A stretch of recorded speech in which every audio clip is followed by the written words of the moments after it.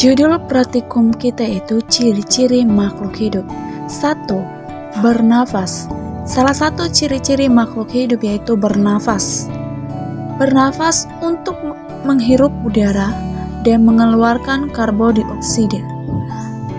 Itulah salah satu ciri-ciri dari makhluk hidup yang pertama yaitu bernafas. Itu membuktikan bahwa makhluk hidup itu memerlukan pernafasan. Yang kedua, memerlukan nutrisi. Semua makhluk hidup memiliki cara yang berbeda-beda dalam memperoleh makanan. Makanan dan air merupakan kebutuhan utama bagi setiap makhluk hidup.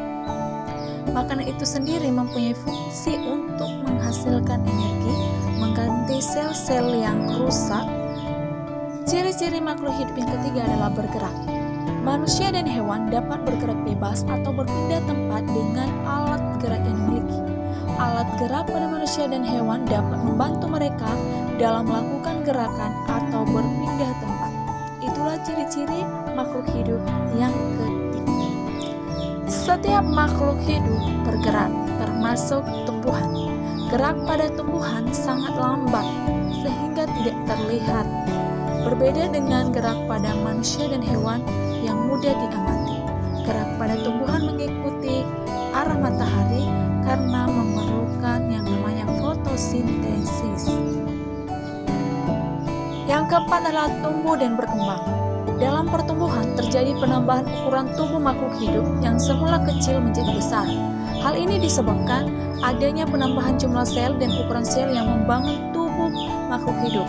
Misalnya, manusia mengalami pertumbuhan dari bayi menjadi anak kecil, kemudian remaja hingga dewasa.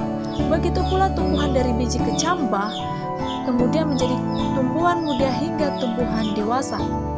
Pertumbuhan pada makhluk hidup dipengaruhi oleh faktor dalam dan faktor luar. Faktor dalam dipengaruhi oleh tubuh manusia hidup itu sendiri, misalnya hormon dan keturunan. Sementara faktor luar misalnya kondisi lingkungan. Itulah yang mempengaruhi pertumbuhan dan perkembangan pada tumbuhan atau ciri-ciri makhluk hidup. Nah, seperti video yang telah saya tampilkan,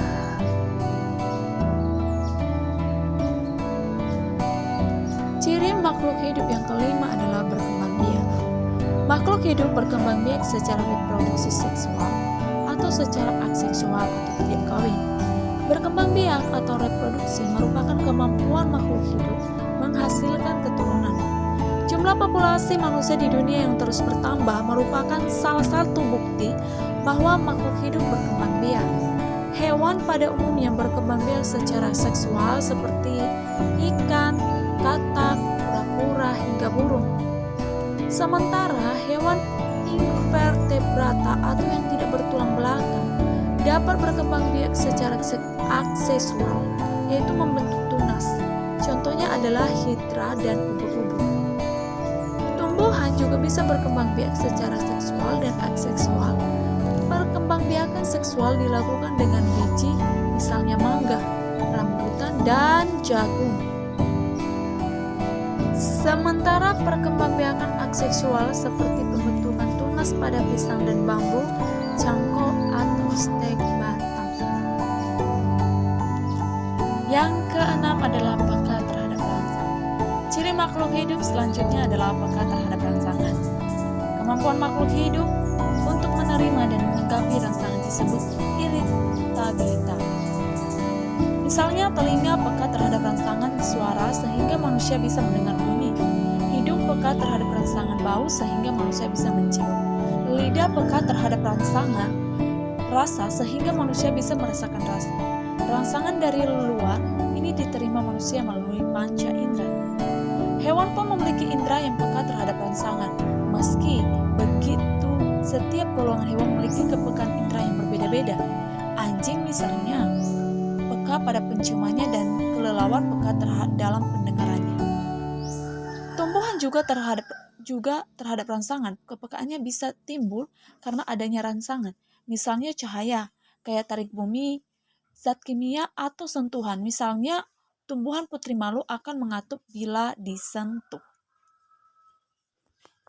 Nah, sekarang ciri-ciri makhluk hidup adaptasi. Adaptasi merupakan penyesuaian diri terhadap lingkungan. Adaptasi terdiri dari 3, morfologi, fisiologi, dan adaptasi tingkah laku. Seperti yang terlihat pada layar, kita akan belajar tentang adaptasi, penyesuaian diri terhadap lingkungan.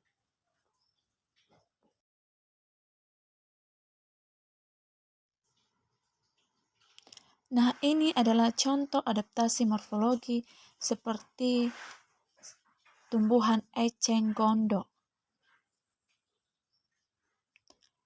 Kedua adalah adaptasi fisiologi.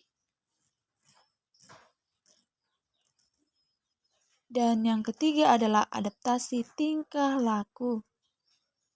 Seperti yang terlihat pada video yang telah saya cantumkan. Thanks for watching. Bye-bye.